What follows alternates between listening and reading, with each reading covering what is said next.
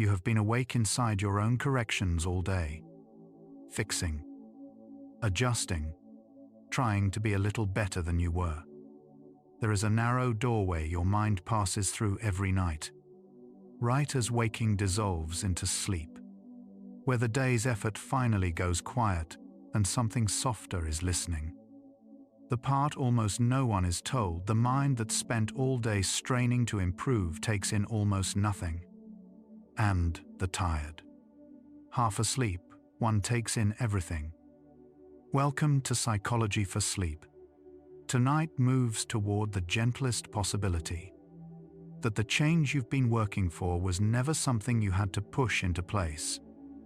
You're already arriving at the soft edge of sleep, where the day's wanting loosens its grip and the quieter, warmer mind comes forward to listen. Let what you've been holding settle without correction. So let's follow the way the deepest part of you receives. Not by trying harder, but by finally stopping. Underneath everything we follow tonight rests one quiet question. How does a person change without forcing anything at all? You know the feeling of the day ending and finding you are still trying, still rehearsing, still fixing, still bracing for tomorrow, even as your body asks to stop. There is a name for the threshold your mind crosses in those last minutes. Scientists call it the hypnagogic state, the soft border between waking and sleep. Not a failure to fall asleep cleanly. It is a real, distinct stage of consciousness your brain enters every night, whether you notice or not. For a few minutes, you are neither fully awake nor fully asleep, and that in between is where something quietly begins. Tonight, we follow that edge, and the question we carry is how change can happen when you finally stop pushing for it. Just as you start to drift. Have you noticed your thoughts stop behaving the way they do in daylight? They loosen, wander, jump without permission. What you feel is the brain slowing from the busy beta waves of an alert mind into something gentler called theta. Theta waves pulse at roughly 4 to 8 cycles per second, far slower than the firing of focused attention. Researchers measure them with EEG sensors on the scalp, and they appear most clearly right at the edge of sleep.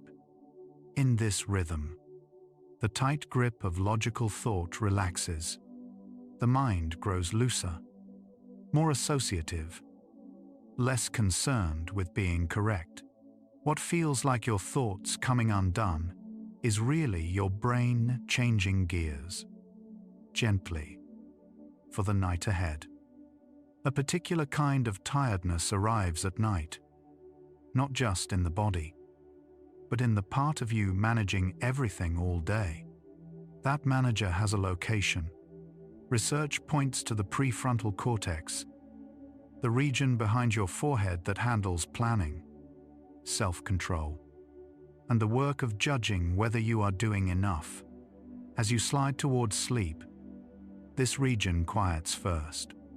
Brain imaging shows its activity dropping during the hypnagogic transition. The critic that narrated your day, weighing your choices, holding you to standards, it tires soonest, and as it softens, a different kind of mind comes forward. Not the one that evaluates, the one that simply receives. That handover, happening in you right now, is where tonight's story truly starts. A suggestion you would normally dismiss can slip past you when you're exhausted. Your defenses thin when you are too tired to argue. That is not weakness. It is the mind doing what it was built to do. When the gatekeeping part of the brain powers down at the edge of sleep, the subconscious is no longer filtered as heavily. Ideas the daytime mind would catch and question now move through more freely. Psychologists describe this as heightened suggestibility, well documented in the drowsy pre-sleep window. Your subconscious does not weigh things the way your waking mind does. It does not check whether a statement is fair or kind. It simply takes in what arrives, which means these minutes hold a quiet power. A stray image often floats up as you fall asleep. A face, a hallway, a scene you never chose to picture. These are hypnagogic images, and almost everyone has them. Though most people forget by morning, they arrive on their own because the brain, in Theta, begins generating imagery without waiting for you to direct it. Sleep researchers have catalogued these visions for over a century, noting how vivid and strange they can be. They are not dreams yet, and you are not fully unconscious.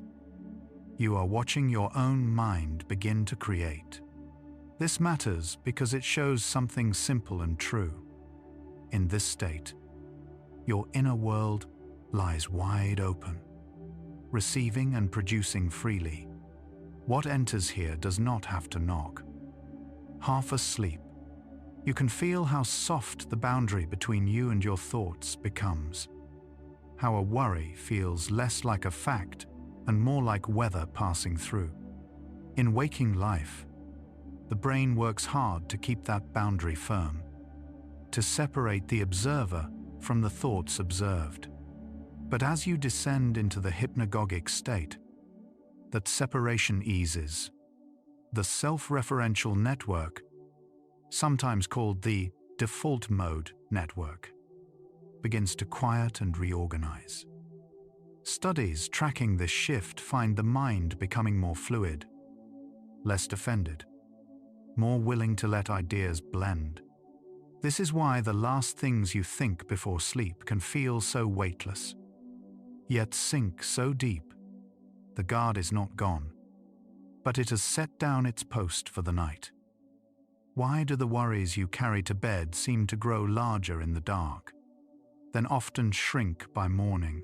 At the edge of sleep, the amygdala, the brain's emotional alarm, interacts differently with the slowing, theta-rich mind. Emotional material becomes more accessible, more vivid, less filtered. Whatever feeling you bring here does not just pass through. It is met by a brain primed to register emotion deeply. Neuroscientists find the pre-sleep window unusually responsive to emotional tone. This is why drifting off in distress carries it inward, and a gentler ending settles differently. The state itself is neutral. It amplifies whatever you hand it. Tonight, you choose what that is, and the choice is quieter and more powerful than it seems. Remember a time you fell asleep upset and woke still tangled in it, or fell asleep at peace and woke lighter than expected. What you carried across that edge did not vanish. It was carried with you. During the hypnagogic transition, the brain begins early sorting of the day's experiences, deciding in some measure what to keep close. Research suggests the final emotional state before sleep colors the material the brain is about to process through the night. This is not about controlling your dreams. It is simpler than that. The mood you offer the night is the mood the night takes in, which means these few minutes are not the leftover end of your day. They are a beginning. How strange that the most receptive part of you appears only when the most defended part steps back.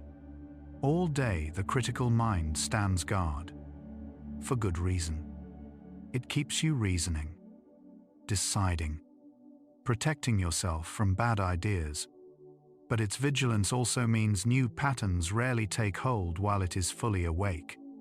The subconscious, the deeper system running your habits and reactions, listens most clearly when that guard is tired. And the guard is most tired exactly here, at the edge of sleep. This is the quiet paradox at the center of tonight. The way to changing yourself opens not when you try hardest, but when you finally cannot try anymore. The very exhaustion you fought all day is, in this one way, an opening. If the deepest part of you listens most when effort falls away, then change may not be the prize you earn by trying harder.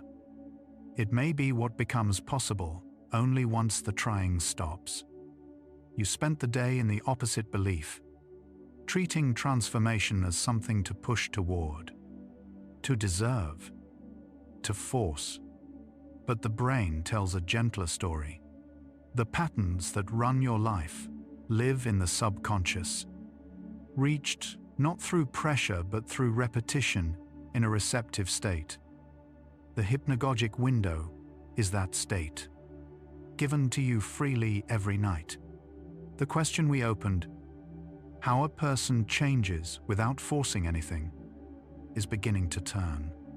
Perhaps the answer was never about strength. Perhaps it was about timing and the willingness to stop. A phrase repeated enough times begins to feel true, even when you know it isn't. That is how the subconscious learns, not through logic, but through repetition. At the edge of sleep, this learning runs more easily, because the critical filter that would normally argue back has gone quiet. Researchers studying suggestion and memory find that material met in drowsy, theta-rich states is absorbed with less resistance. A thought offered here is not debated. It is simply received with repetition, woven in. This is why the things you tell yourself nightly matter more than the things you tell yourself once at noon. The receptive mind only registers what keeps arriving. Repetition in this state is not nagging. It is, quietly, how you become. There may be a sentence you say to yourself almost every night without realizing. A quiet verdict on how the day went, or on who you are. You did not choose it deliberately, yet it arrives faithfully as you drift. The subconscious does not distinguish between a phrase you meant and one that simply repeated until it stuck. In the hypnagogic state, that distinction matters even less, because the part of you that might object is offline. Whatever runs on this loop becomes, over time, the background hum of your inner life. Psychologists call these automatic thoughts, powerful precisely because they go unexamined. But a loop that was never chosen can be noticed, and anything noticed at the edge of sleep can, gently, begin to change. A song heard right before bed can still be playing in your mind when you wake. That lingering is not random. It is the brain rehearsing, even as you sleep. Whatever filled your final waking moments, the hypnagogic state acts as a loading dock for the unconscious mind, and what you place there is carried inward. This is why doom scrolling into sleep leaves a residue of unease, while a calmer ending settles more softly. The content of your last few minutes does not stay at the surface. It descends.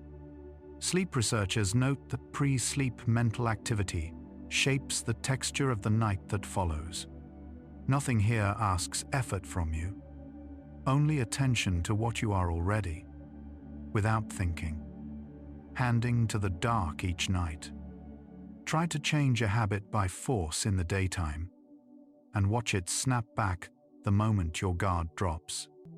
That is because habits live below the level of will. They are stored in the deeper, automatic systems of the brain that keep running long after conscious resolve has faded. Reaching them through sheer daytime effort is like shouting at a locked wall. But the hypnagogic state is a window left open in that same wall.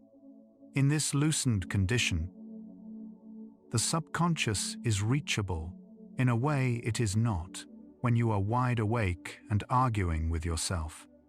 Lasting change tends to come not from harder pushing, but from gentle, repeated contact with this open state.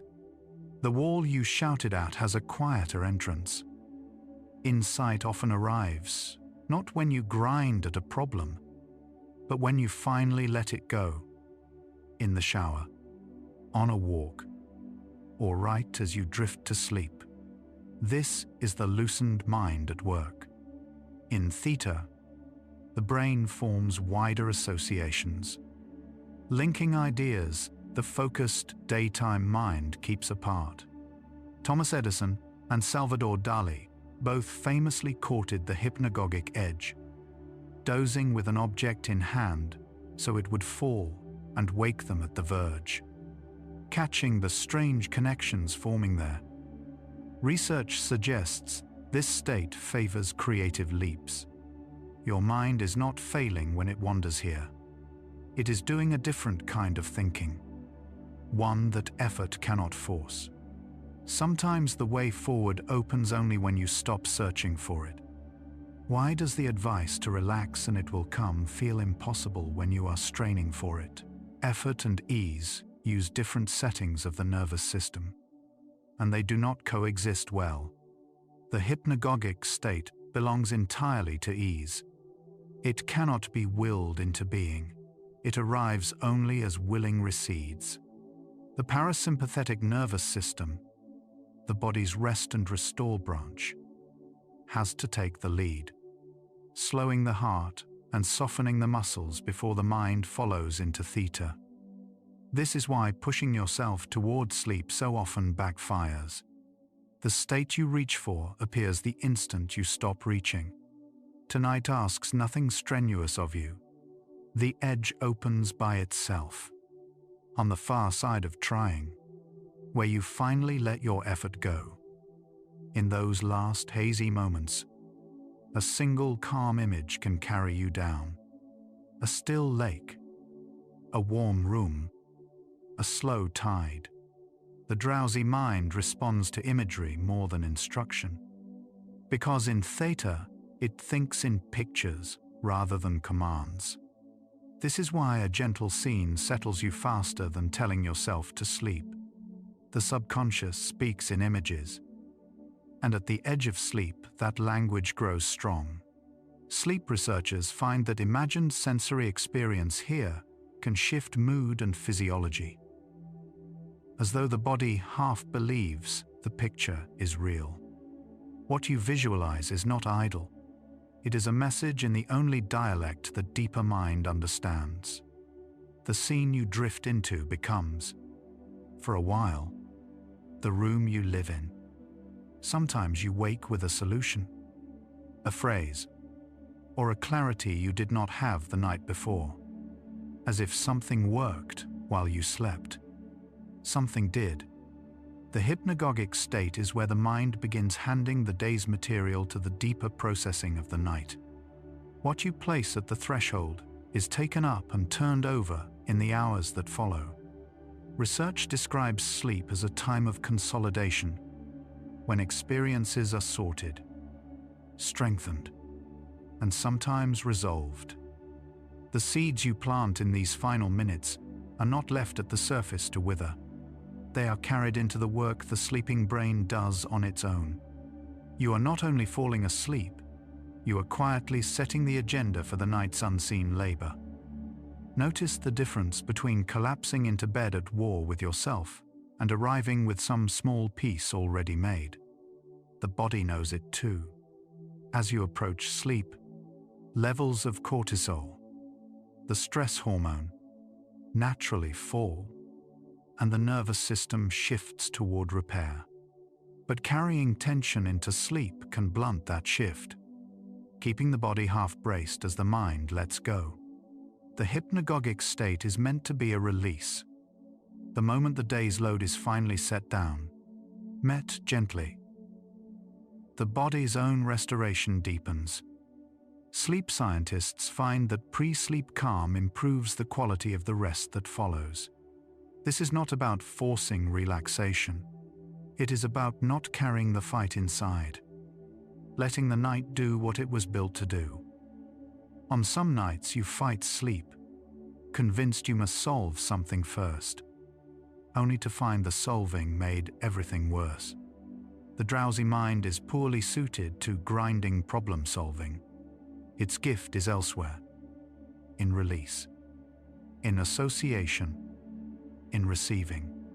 When you force hard thinking at the edge of sleep, you pull yourself back toward the alert, effortful state, and the opening closes. The hypnagogic window does not reward striving. It opens for the one who lets the day be unfinished. There is a deep permission here. You are allowed to arrive incomplete, with problems unsolved and tasks undone. The state asks only that you stop holding the rope. What you cannot fix tonight will wait, and may even soften once you let go. The last voice in your head before sleep seems to echo longer than any other, kinder or crueler. It lingers. That echo is the subconscious, taking up what you handed it and carrying it inward through the night. Whatever tone you fall asleep in tends to become the tone the deeper mind rehearses. This is why the same person can wake renewed or wake heavy, depending less on the hours slept than on the state they entered them in. The final inner voice is not a small thing. It is the message most likely to be absorbed, precisely because it arrives when the guard is gone. The words you offer yourself in these minutes are not idle muttering. They are, quietly, instruction. For years you may have believed that becoming someone new required force, more discipline, more pressure, more proof you deserved the change. The hypnagogic state tells a softer truth. The deepest layers of who you are were never reached by force. They shifted, slowly, through what they were repeatedly given in receptive moments like this one. You do not have to overpower yourself to change. You only have to stop arming yourself against it. Researchers find that gentle, consistent input in a relaxed state outlasts the bursts of strained willpower we usually trust. The exhaustion you carried from trying to perfect yourself was never the price of change. It may have been the very thing standing in its way. Tonight, there is nothing left to force. Recall the relief of setting down something heavy you had held too long, without realizing how tired your arms had grown. The mind does this at the edge of sleep. As Theta deepens and the critical guard steps back, the grip you kept on yourself all day begins, on its own, to loosen. You do not have to pry your own fingers open. The state does it for you. The way a hand relaxes once it stops being told to clench. This loosening is not giving up. It is a return to a baseline that asks nothing.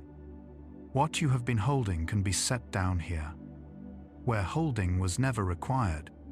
Your only task is to let your arms grow tired enough to open. Right now. The very loosening you have been hearing about is already happening behind your eyes. The day's grip easing without a single instruction from you. The question we opened, about how a person changes without forcing anything, is quietly turning. Maybe the change was never something you had to switch on. Maybe it was something you only had to stop preventing. There is nothing here that needs your effort. The mind that has guarded you all day is setting down its watch. Exactly as it was built to do. Let one slow breath leave you, and notice how little is being asked of you now. What you have carried can stay at the surface, or it can sink and soften. You do not have to decide. The way is open, and we are moving through it together, toward the rest of the night.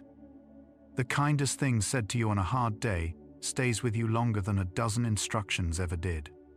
The drowsy mind works the same way. It does not respond to commands. It responds to being met gently. at the edge of sleep, when the analytical filter has quieted, warmth passes through more completely than correction could. This is why harsh self-talk at bedtime wounds so deeply, and gentleness heals so quietly. In this state, the subconscious is less a student to be drilled than a child to be soothed. What it needs is not pressure, but presence. A steady, kind tone, repeated until it becomes the ground you rest on. The way you speak to yourself now is, slowly, the self you are building. On the rare, easy night, falling asleep at peace seems to change more than your mood. You wake not just rested, but somehow returned to yourself. This is the quiet promise the hypnagogic state has been making all along. These last few minutes are not the discarded end of your day. They are a passage you cross every night, where the guarded mind softens and the deeper self lies open. What you bring here, gently and repeatedly, is what slowly becomes you. Not through force, not through proving, not through trying to be enough, through arriving, again and again, with something kinder than before. The opening has always been here. The only thing that changed was what you chose to bring through it. If these quiet minutes are becoming a place you want to return to, you can let this video be one you come back to. And for now, simply rest. Whenever sleep calls to you again, on the nights you need it most, this will be here, waiting in the dark. For now, let your eyes stay closed, and let us keep drifting together toward the deeper hours. The harder you try to relax at the end of a long day, the more relaxation seems to slip away. Researchers studying the transition into sleep call this the hypnagogic threshold. And effort is precisely what keeps you on the wrong side of it. As the brain drifts towards sleep, it shifts from fast beta waves into slower alpha and theta rhythms. But this shift cannot be forced. The prefrontal cortex, the part that plans, strives, and tries, has to quiet down first. In other words, the very act of trying to change yourself before sleep activates the one region that blocks the change from taking hold. The way through is to stop pushing on the door. A strange softening happens in those last minutes before sleep, where thoughts stop arriving in full sentences and begin appearing as images, fragments, drifting impressions. Scientists call this hypnagogia, a genuinely distinct state of consciousness, neither fully awake nor fully asleep. In this window, the logical filters of the waking mind loosen their grip. The brain becomes more associative, more porous, more willing to accept ideas without the usual cross-examination. This is why a single gentle phrase, offered to yourself in these minutes, can land somewhere deeper than 1,000 repetitions during the busy, defended hours of the day. The receptivity is already here, waiting. Sometimes you solve a problem the moment you stop working on it. In the shower, on a walk, just as you were falling asleep. What feels like luck is actually the resting mind doing what your focused mind could not. As conscious control fades, a self-referential network in the brain, what researchers call the default mode network, becomes more active. This system links distant memories, loosens rigid categories, and lets unrelated ideas touch.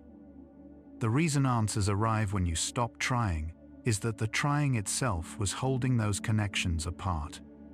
Release the effort, and the mind quietly rearranges itself.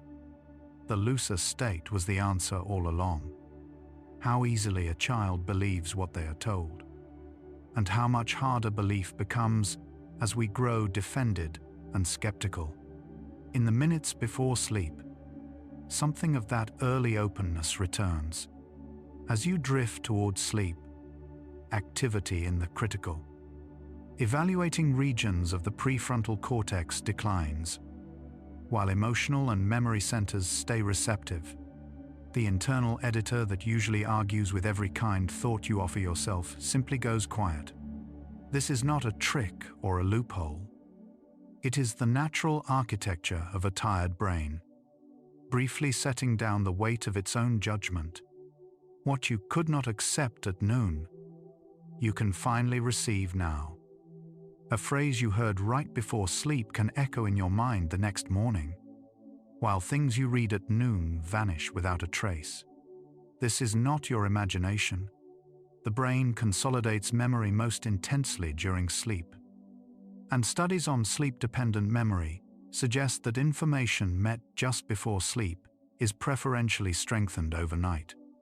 The thoughts you fall asleep holding are not left behind at the edge of sleep. They are the very thoughts the night chooses to keep, rehearse, and weave more deeply into who you are. What you carry across is what tomorrow is partly built from.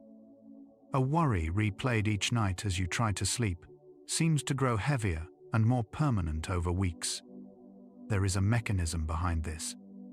Every time a thought is activated near sleep and then consolidated, the neural pathway carrying it grows slightly stronger, a process rooted in what scientists call synaptic plasticity. Pathways used repeatedly become easier to travel. Pathways left alone slowly fade. This means the nightly habit of rehearsing self-criticism is not neutral. It is quiet. Nightly construction, and the same mechanism that built the worry can, just as faithfully, build something gentler in its place. You are always building something here, whether you mean to or not. Some habits feel carved into you, automatic, beneath any decision you make consciously. Most of what governs your days runs not through deliberate choice, but through deeper, older systems in the brain, what researchers loosely call the subconscious or non-conscious mind. The conscious mind, for all its noise, handles only a thin slice of what you actually do. The rest runs on patterns laid down through repetition. And those patterns are most open to revision not when you are fighting them at full alertness, but in the soft, undefended state where the conscious gatekeeper has finally stepped aside. That is exactly the state you are entering now. You may have heard that the subconscious cannot tell the difference between something vividly imagined and something real. And there is genuine science nearby. Brain imaging shows that imagining an action and performing it activates strikingly overlapping neural regions. To the deeper systems of the brain, a vividly felt rehearsal appears to register much like an actual experience. This is why athletes mentally practice, and why a calmly imagined version of yourself, held in the hypnagogic minutes, is not mere wishful thinking. You are offering the brain a template. And in that receptive state, it appears to treat such templates as instructions worth keeping. The feeling lingers far longer than the thought that caused it. A single tense moment can color an entire evening. The brain weights emotional information heavily, especially as you approach sleep. The amygdala, which tags experiences with emotional meaning, stays active into the early stages of sleep, even as logical regions quiet. This is why the emotional tone you carry into those last minutes matters more than the precise words. A phrase offered with warmth and ease is absorbed differently than the same phrase delivered with strain. The feeling is the carrier, and the receptive mind reads feeling first. Bring the feeling gently, and the words take care of themselves. Real change rarely arrives in one dramatic moment. It accumulates so quietly, you only see it in hindsight. Neuroplasticity, the brain's lifelong capacity to rewire itself, works exactly this way. It does not respond to intensity so much as to consistency.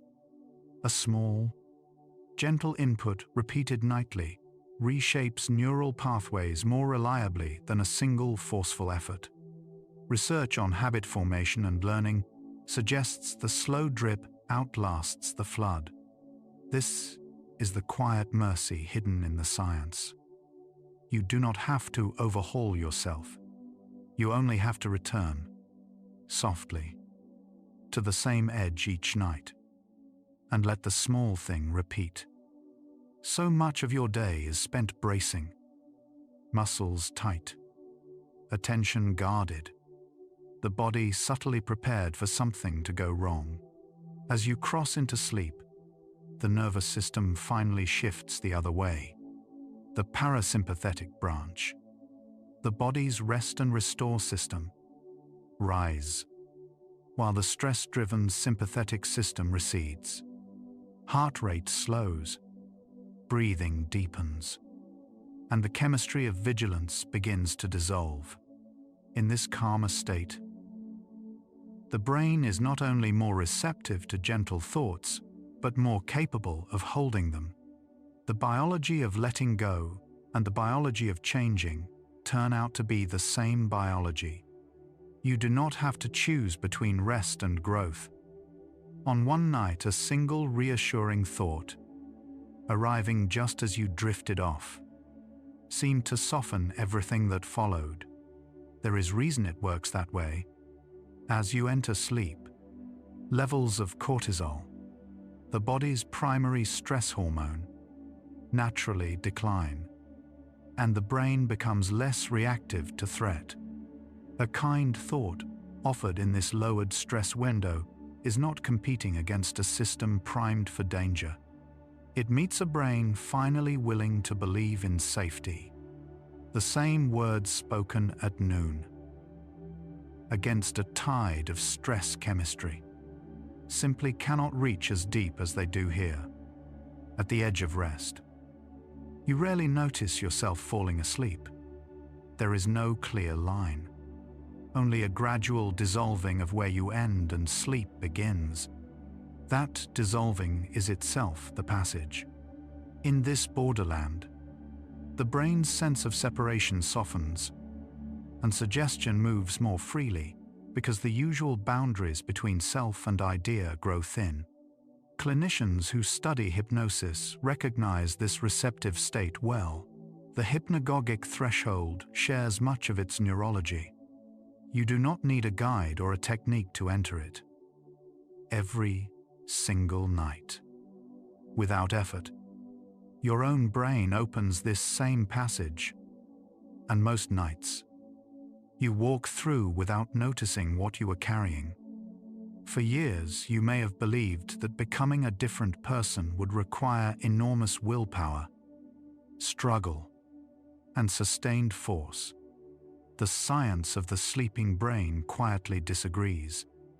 The deepest rewiring happens not in the strained, effortful hours, but in the surrendered ones. When the conscious mind has finally laid its defenses down, willpower operates through the prefrontal cortex, the very region that goes offline as you approach sleep. So the harder you push from that part of yourself, the less access you have to the systems where lasting change is actually written. The change you have been straining toward lives on the far side of the strain. Return to the question beneath this entire hour: how can you change without effort? The evidence gathering here points somewhere unexpected. That effort may never have been the engine of change, only the conscious mind's belief that it should be. The deeper systems do their rewiring in the undefended minutes. When you finally stop holding the day together, what remains unclear, and what the hours ahead move toward is not whether these minutes can change you, but how much of the life you are living was shaped by what you carried, unnoticed, across this edge night after night. The receptivity is already there. The question still turning is what you choose to bring to it. Something has loosened in you since we began. You can feel it in how the thoughts arrive slower now, with more space between them. Take one easy breath. Notice that you no longer have to work at any of this. The whole question we've been circling, how you might change without forcing it, is already answering itself in this softening, this letting the day finally set itself down. We'll keep moving through it together, gently, into the quiet that comes next. The thoughts you have right before sleep feel different, looser, stranger, more willing to wander than the thoughts you had an hour earlier. What you sense is a real shift in how the brain is wired in that moment. As you cross into hypnagogia, the prefrontal cortex, the part that keeps you organized, critical, and self-monitoring all day, begins to quiet down. With its grip loosened, associations the daytime mind would have dismissed are suddenly allowed to surface and connect. This is not your focus failing. It is a different mode coming online, one that links ideas instead of policing them. The looseness you feel is the part of you that judged all day finally stepping back. The things you tell yourself in these last minutes seem to sink in deeper than anything you decided at noon. Researchers studying suggestibility have found that the drowsy, pre-sleep brain accepts input with far less resistance than the fully alert brain does. When the analytical filter relaxes, the usual gatekeeper that argues with a new idea simply is not standing watch. A gentle phrase, an image, a quiet intention placed here meets almost no friction. This is why effortful self-improvement during a busy day so often bounces off, while a soft thought before sleep can quietly take root. The receptivity you feel is not weakness. It is access to a channel the waking mind keeps closed. Catch yourself replaying a worry as you drift off, and notice how much heavier it feels than it did in daylight. That weight is not imagined. As you enter hypnagogia, the emotional centers of the brain become relatively more active while the rational brake softens. Whatever you carry into this state gets amplified and woven into the night's first processing. The same passage that lets in calm also lets in dread, with no filter to soften it. This is the quiet stakes of these minutes. They are not neutral. What you bring here is what the night begins to work with, and your only task is to choose it gently. You might assume learning stops the moment you stop trying, yet some of the deepest consolidation happens precisely when effort ends. Studies on memory and the hypnagogic transition show the brain begins tagging and replaying the day's experiences as soon as conscious control loosens.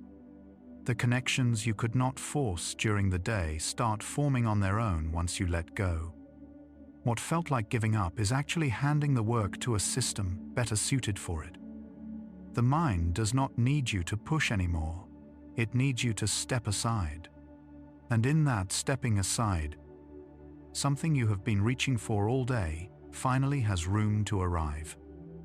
There is a particular kind of tiredness, the exhaustion of having tried to be better all day, that you may be carrying into this very hour. Here is where the science turns gentle, that tiredness is not the obstacle to change. It is the condition for it. The very fatigue that makes daytime willpower fail is what relaxes the analytical mind enough for the passage to open. You are never failing by being too tired to fix yourself. You were simply waiting for the only state in which the fixing happens without force. What drained you all day is the same thing that prepares you now. The cost was the key. You may believe these few minutes are too short to matter, yet the brain measures importance by depth, not duration.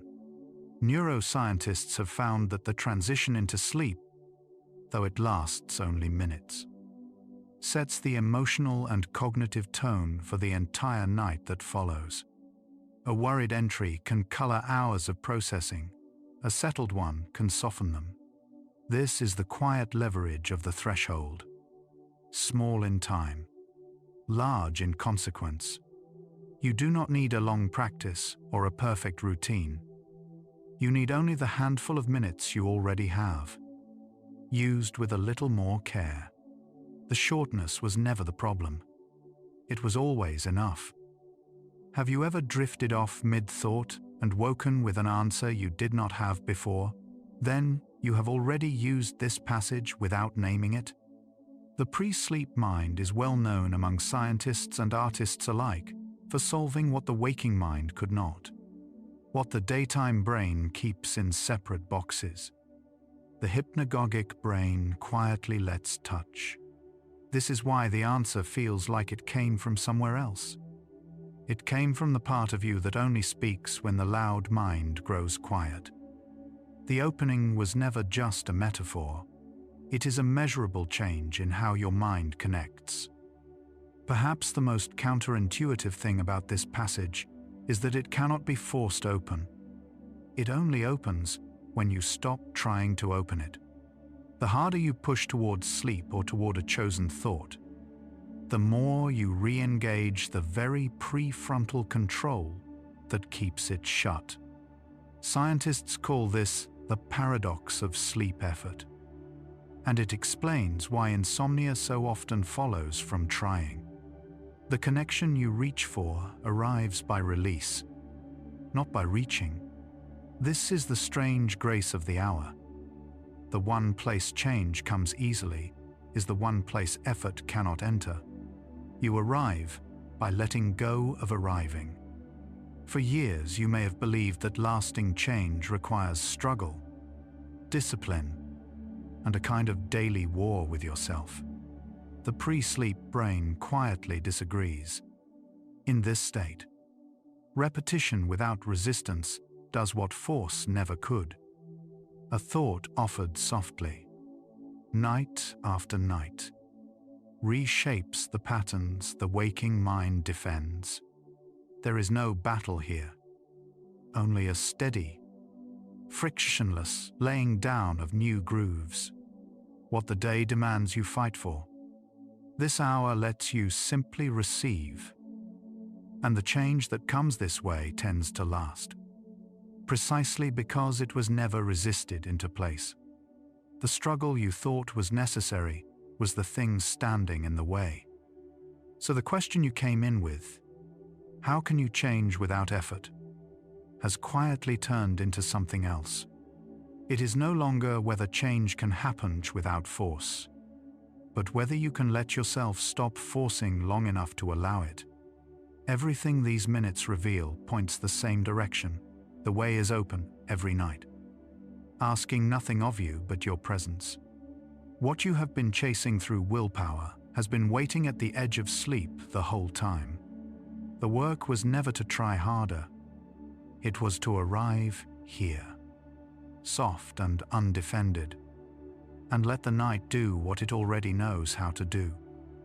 What you just heard, that the change you wanted was never on the other side of more effort, but on the other side of release, may be the hardest thing to let yourself believe. So much of you has learned that rest must be earned. That softening is the same as giving up. Feel where that holding still lives in you right now. Maybe the jaw, maybe the shoulders, the quiet readiness to try again. You don't have to argue with it. You only have to notice that. Right here, the trying is no longer required. The passage does not check whether you deserve it. Let one breath leave slowly, and let a little of the day's effort leave with it. The rest of the night follows this, not toward more, but toward less, until there is nothing left to do but be carried. Just as you let go for the night, a single image can surface and feel truer than anything you decided all day. And you may wonder why it arrives only then. As the prefrontal cortex powers down, its grip on logical filtering loosens before consciousness fully fades. In this narrow window, the brain stops vetting thoughts for usefulness and lets associations move freely, which is why insight so often comes unbidden at the edge of sleep. The thinking mind has not failed you. It has simply stepped aside. What rises in that quiet is not random. It is what you were carrying underneath the effort all along. The harder you tried to solve something during the day, the more it dissolved the instant you stopped trying. This is not a trick of mood. It reflects how the brain's self-referential network, the default mode network, comes online as focused attention releases its hold. When the task-positive system that drives effortful control quiets near sleep, the network that links memory, meaning, and self begins to speak. It connects ideas that daytime striving kept apart. The change you reached for was never blocked by lack of effort. It was waiting for the effort to pause. A name you cannot recall returns the moment you give up chasing it. The same mechanism shapes those last minutes before sleep, when retrieval no longer depends on deliberate search. As cortical arousal drops, the brain shifts from effortful access to a looser, spreading activation across stored networks.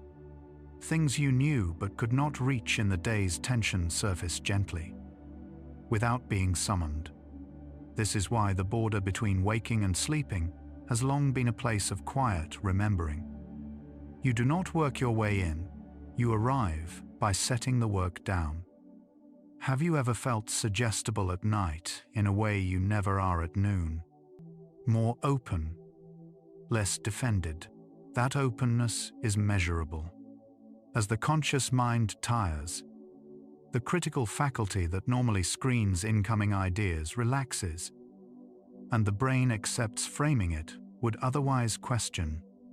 This is the same receptivity that makes a kind word land deeper at midnight than at midday. It is not weakness.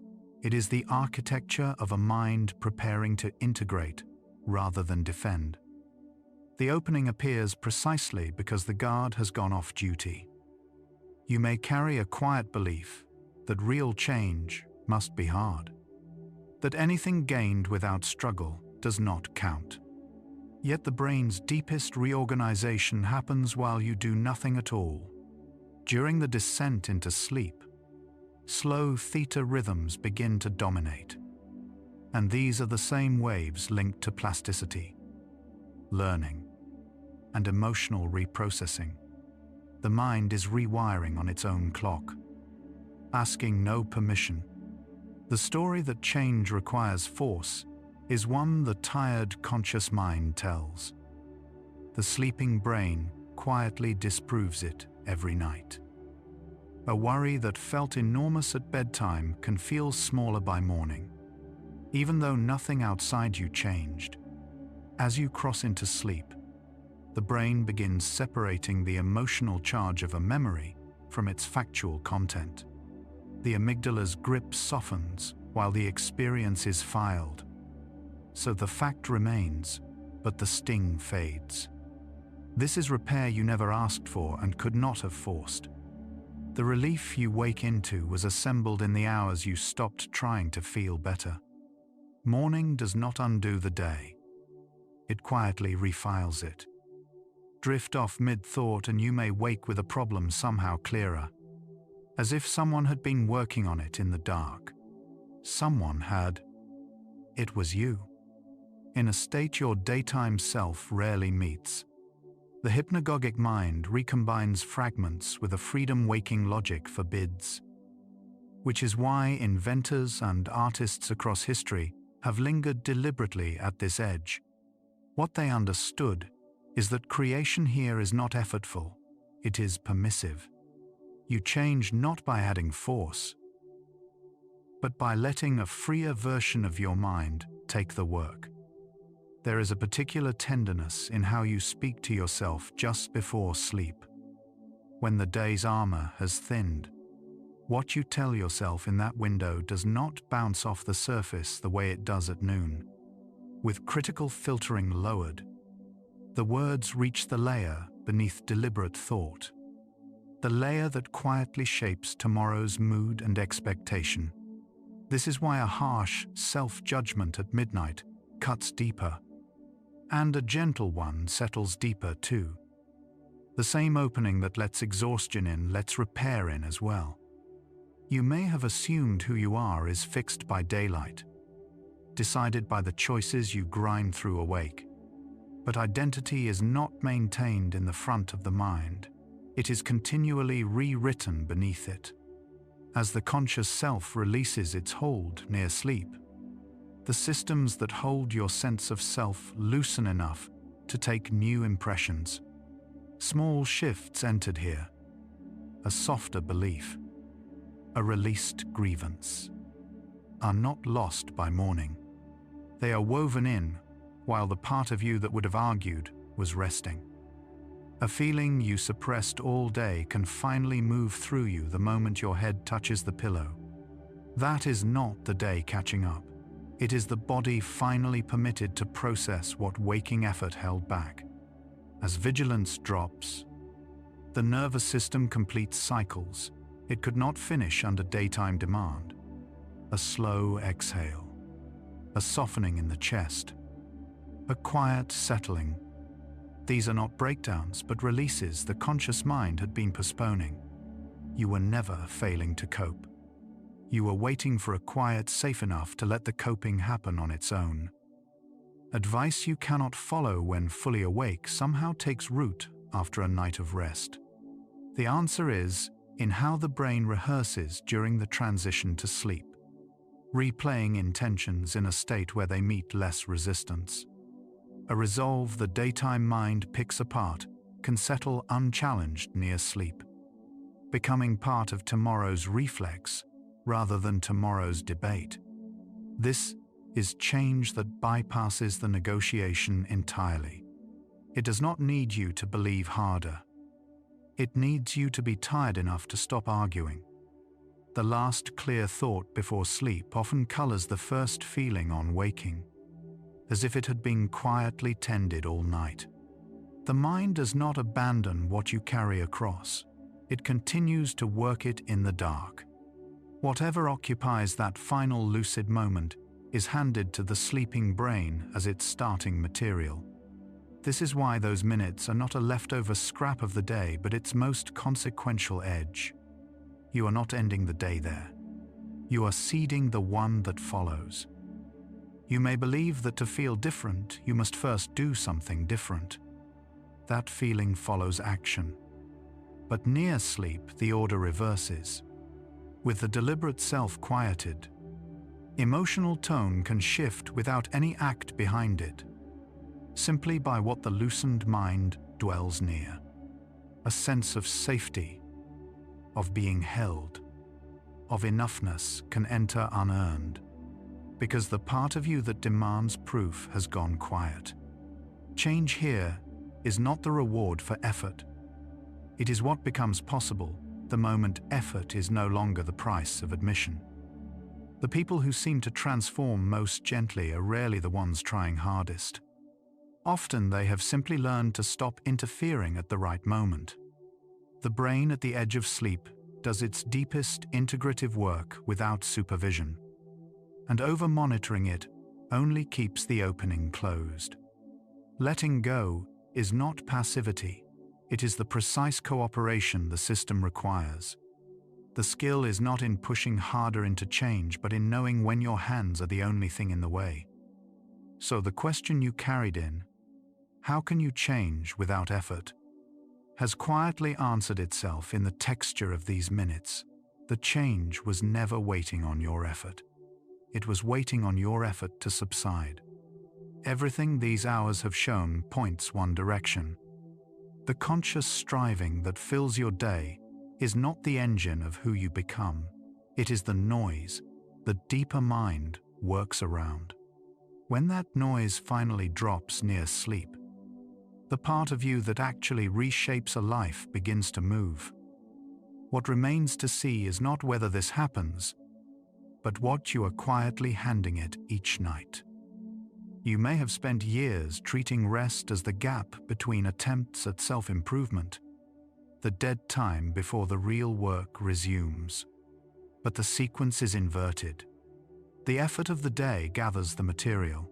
The surrender of the night does the shaping.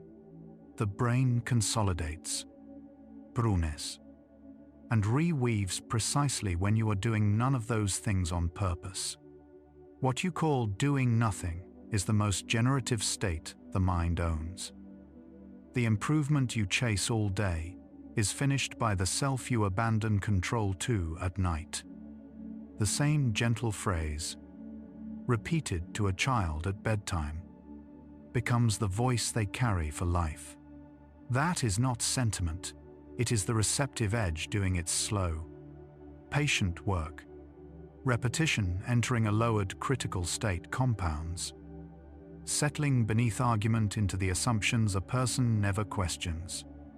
You are still that child in this respect.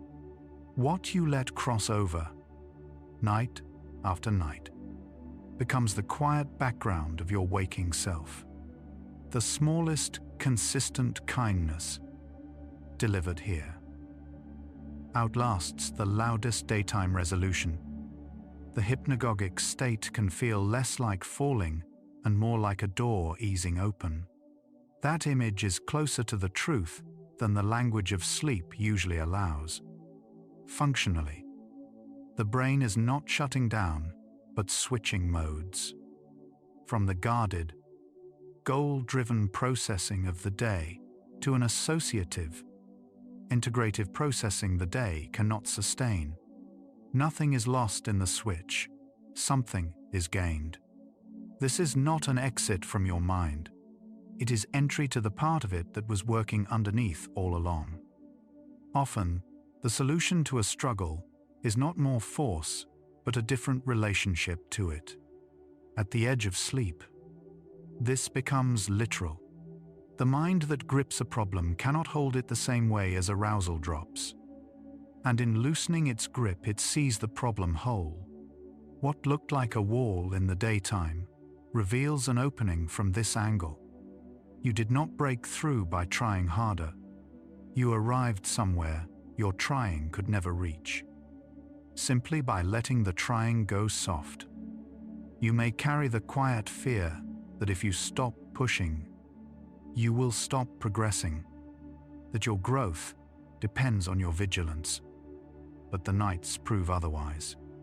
Every morning you wake having processed, sorted, and partly healed without a single conscious instruction.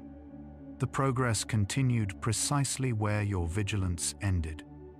The fear is the tired mind mistaking its own striving for the source of everything good. The deeper truth is that the most important changes in you have always happened while you were not watching. The body knows the way into sleep even when the mind insists it has forgotten. Heart rate slows, temperature drops, breath lengthens, a choreography no effort directs. This same wisdom extends past the body into the shaping of who you are. There is an intelligence in you that does not require your management, that works best when your management steps aside. The last minutes before sleep are where you hand the work to that intelligence. Trusting it is not giving up. It is remembering what was always doing the deepest part of the living. What you fall asleep believing about yourself tends to be what you wake believing. These minutes do not just process the day, they ratify a version of you, Whatever self-image crosses over is treated as instruction, quietly reinforced through the night's reorganization. This is the closest thing to direct authorship the mind allows. You are not stuck with the self the day handed you. At the edge of sleep, you get to choose, lightly and without struggle, which version goes forward. A current carries a boat farther while the rower sleeps than any frantic paddling could during the day. The mind has such a current. As you cross into sleep, integrative processing moves you toward coherence, toward resolution, toward a quieter relationship with what you carry. And it asks nothing of you but to stop rowing against it. The exhaustion you feel from a day of self-improvement is the ache of rowing through water that was already moving your way. You can let the oars rest now. The current has you. There is a reason the wisest traditions place their gentlest words at the edge of sleep rather than the height of day. They understood, without the neuroscience, that the tired mind is the open mind, and the open mind is where a life is quietly redirected. You do not have to earn the change you long for by suffering toward it. You have only to arrive, soft and undefended, at the edge you reach every night, and let what you wish to become be the last thing you set down. Sleep arrives by a slope, not a wall. The mind is not switching off right now. It is easing from the guarded daytime mode into the looser one that has been doing the real shaping all along. Drifting, without instruction from you, the way water finds the low ground.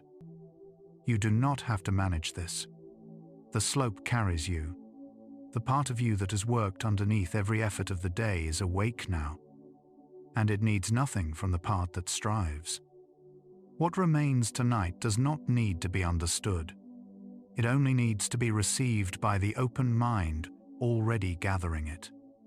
You have done the reaching. Now you only arrive. Here is what these hours have quietly been assembling. The self you keep trying to improve is not built by the trying. It is built in the unguarded minutes when the conscious mind, finally too tired to defend its old shape, lets a deeper intelligence reweave you. Effort gathers the raw material of a day, but surrender turns material into change.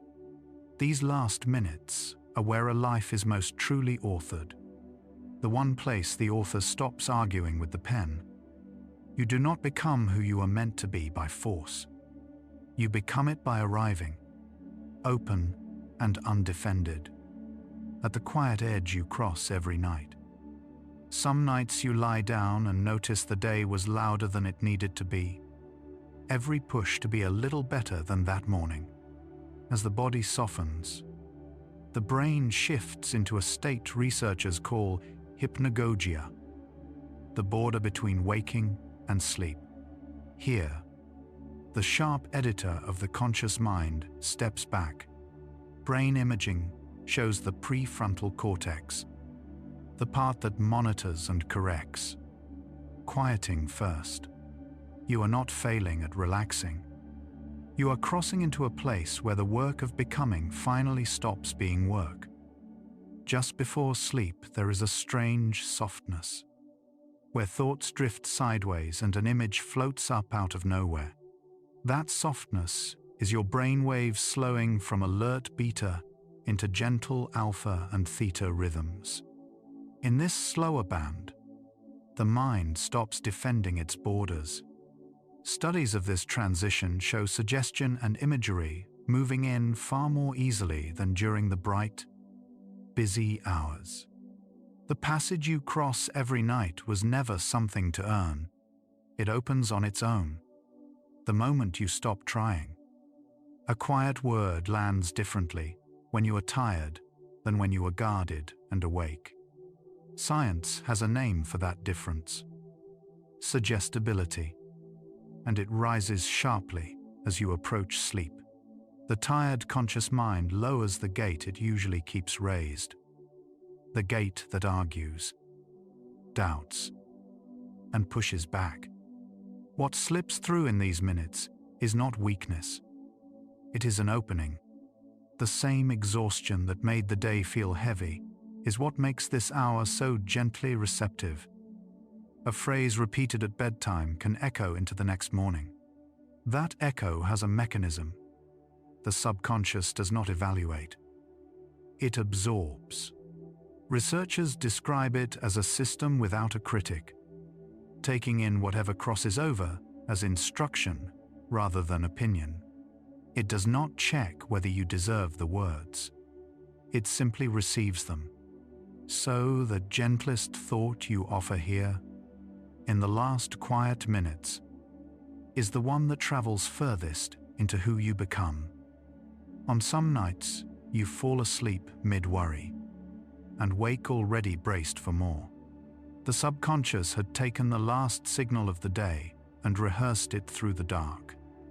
What science suggests is that the final emotional tone before sleep tends to set the tone the brain returns to, not because the night is cruel, but because it is faithful. It carries forward whatever you handed it last. You were never being punished. You were simply being heard. Very precisely. At the most receptive hour you have, it takes so little effort to fall. You do not push yourself off the edge of waking. You stop holding on. Sleep onset works the same way, by release rather than force. The change you long for does not require strain at this hour. The conscious mind, the one trying all day, is the very thing that quiets first. What remains is open and unguarded. This is why the deepest shifts happen not when you try hardest, but in the moment you finally let go. Bedtime images feel more vivid than daytime thoughts. A face, a color, a scene assembled out of nothing. That vividness is the subconscious speaking in its native language, which is image and feeling, not argument. It does not respond well to lectures or demands. It responds to pictures, to warmth, to a gently held intention. So these final minutes ask nothing to be argued. You only have to picture it, softly, and let the picture stay. There is a particular relief in realizing you do not have to fix yourself tonight. The receptive state of hypnagogia does not ask for repair. It asks for direction.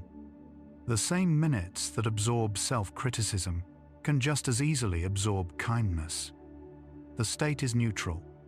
It carries forward whatever you place at its edge.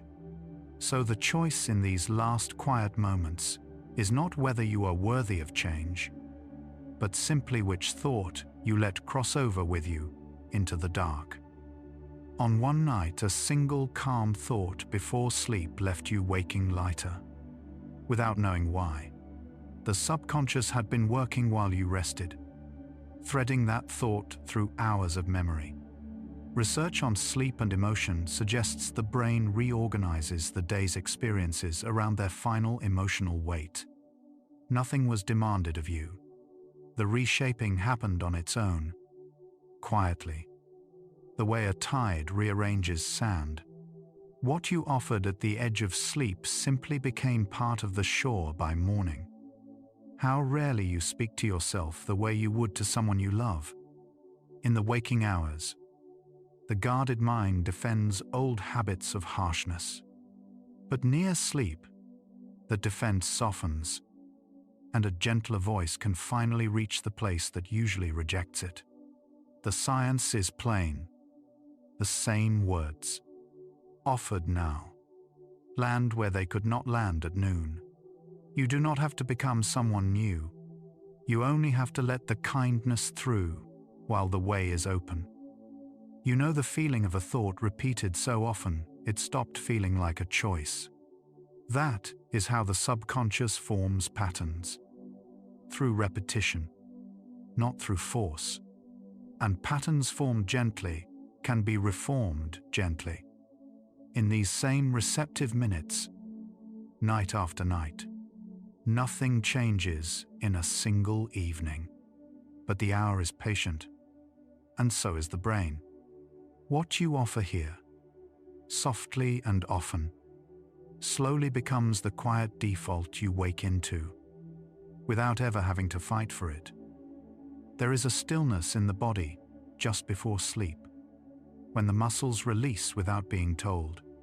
That release is the nervous system standing down from the day's readiness. As it lets go, the mind follows.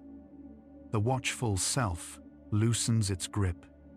You do not orchestrate this. It happens because you have stopped asking it to perform. In that unguarded quiet, the difference between effort and ease finally disappears, and the way opens wide enough for the gentlest intention to pass through. Why does the last thing you read or saw at night so often return in the morning? The subconscious holds the final impression closest, replaying it through the hours you are not aware of. This is not a flaw to manage, but a doorway to use. The hour you tried hardest to be better is over. What remains is softer, more porous, more willing. Whatever you let rest at the surface of your mind now is what the night will keep gently turning over. A candle dims, not all at once, but gradually. The light folding inward. Your awareness fades the same way now. The edges softening before the center goes quiet. In that dimming, the critical mind cannot hold its usual shape. The thoughts that reach you now do not have to pass inspection. They are simply received. You spent the day under judgment. Your own, mostly. These minutes ask none of it. Here, you are finally allowed to arrive without being assessed. What this hour keeps showing, layer by layer, is something the long, effortful day kept hiding. Change was never going to come from pushing harder. It comes through the opening that appears only when the pushing stops. The receptive mind does not reward strain, it answers ease. The very tiredness you carried as proof of trying is the way in. You do not have to force yourself into who you are becoming. You only have to be gentle in the minutes when the way is already open. A worry loosens its grip the moment you stop gripping it back. The subconscious mirrors that release. It cannot be commanded, only invited. At this hour, invitation is enough. The image you hold lightly settles deeper than any demand ever could. There is nothing to wrestle here, nothing to defeat. The work of the day asked you to push. The work of this hour asks only that you offer, gently, and let the offering be received without effort, without proof, without strain. There is a quiet kindness in how the brain saves its softest hours for last. After all the noise, all the trying, it gives you an hour where one gentle thought outweighs 1,000 harsh ones. The receptive mind does not keep score of your day. It does not weigh whether you did enough. It simply opens and waits for what you will hand it. You have given it your tiredness many nights. Tonight you can hand it something softer, and it will carry that just as faithfully. Notice now how far apart your thoughts have grown, how the spaces between them widen. In those spaces, the way is at its most open. The subconscious leans toward whatever fills the quiet. A word, a feeling, a single steady image. It does not ask much of you here. It asks only that you choose gently. The pressure to improve has no place at this depth. There is only the soft receiving and the slow, unforced shaping of the self that meets the morning. A river does not labor to change its banks. It simply moves, and the shape follows. Your becoming works the same way now, through quiet movement rather than struggle. The subconscious carries what you give it the way water carries silt, depositing it slowly into who you are. Nothing here is rushed. Nothing here is forced. The change you chased all day arrives. Instead, as a soft and patient settling, asking nothing of you but your presence at the edge of sleep. Sooner or later, holding on becomes harder than letting go. That moment is where sleep takes you, and where the deepest receptivity lives. The mind that spent the day defending itself finally rests its guard. What crosses over now does so unopposed. There is no last effort required of you, no final task. The way is open because you stopped guarding it, and into that openness, the gentlest thing you carry tonight can quietly, completely pass. There is relief in knowing the most important minutes of your day ask the least of you. Not the hours of striving, but these. Soft, unguarded, almost effortless. The brain shaped by them is shaped without force. The self you wake into was formed in the quiet, not the noise. You spent so long believing change had to be hard. These minutes show you otherwise. They ask only for presence, and give back a gentle reshaping you never had to fight to deserve. Feel your breath slowing now, lengthening on its own. The body knows this descent. It has done it every night of your life without instruction. The mind follows, loosening, opening, growing porous at the edges. There is nothing left to do. The way that carries you forward is already open, and you are already crossing. Whatever gentle thought rests with you here will travel into the dark and into the morning, asking nothing of you but that you let it stay. A softness has settled now that needs no effort to hold. The day's demand to be more has finally gone quiet. What remains is the quiet itself, open and patient, receiving you exactly as you are.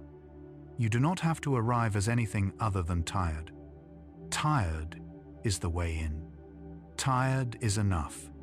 And in that gentle exhaustion, the receptive mind takes the kindness you offer and begins, without strain, to make it part of who you wake as. You are nearly across now. The edges of thought gone soft and warm. There is no task left at this depth. No improvement to chase into the dark. The way has opened as it always does. The moment trying ends. Whatever you carry into sleep tonight will be received gently, faithfully, completely. You do not have to be better to pass through. You only have to let go. And letting go, here, at the edge, is the only effort this hour ever asked of you. You were never broken. You were only tired of trying so hard to become someone you already were. The science of these minutes has said it plainly. The receptive mind does not need your force, only your presence. You do not have to earn the change you longed for. It has been waiting in the quiet, in the softness you finally allowed. Let yourself be received. Let the kindness in. You are not a project to be fixed. You are, tonight, allowed to simply rest into who you already are. Imagine the mind as a still doorway left gently open at dusk, letting the last light pass through without holding any of it. That same quiet opening is happening in you now. The guard of the day stepping back, the threshold widening on its own. Let your whole self dissolve into that softening passage, where trying and resting are no longer two different things, There was never a condition on becoming. The way was always open. Let yourself pass through it now, carrying nothing. The pushing is over now, and something in you already knows it did not have to be that hard. All day a voice asked you to be more disciplined, more finished, more deserving of rest. And all along, the change you were straining toward was waiting in the one place strain could never reach. It does not arrive when you force it. It arrives when you finally stop. You did not improve yourself tonight. You did something gentler. You let the quiet stay open. And you offered it kindness instead of the usual verdict. That is enough. That has always been enough. The self you wake into tomorrow is being shaped right now by nothing more demanding than your softness, by the simple, unearned willingness to let yourself be received exactly as you are. But the open quiet raises a softer question. If the last few minutes before sleep can shape who you become, then what is happening in all the hours of the night that follow, while you are no longer there to choose? The Psychology for Sleep playlist keeps returning to this same edge from many directions, and the next one moves further into the dark, toward the part of the night that tonight only pointed at. Whenever you find your way back, it will be here. You can allow these thoughts to settle now, like the last light folding softly through a room that no longer needs the lamp. Let your body grow heavy with the quiet that comes after the trying has stopped. If sleep comes, let it carry you into the open, quiet, where you are received without ever having to earn it. And if you are already too tired to hold even these words, that tiredness is not a failure. It is exactly where you were always meant to arrive. Rest well, weary one. You were never a thing that needed fixing. Only someone who needed, at last, to be let through. Where gentle science becomes the quiet you rest into. Good night.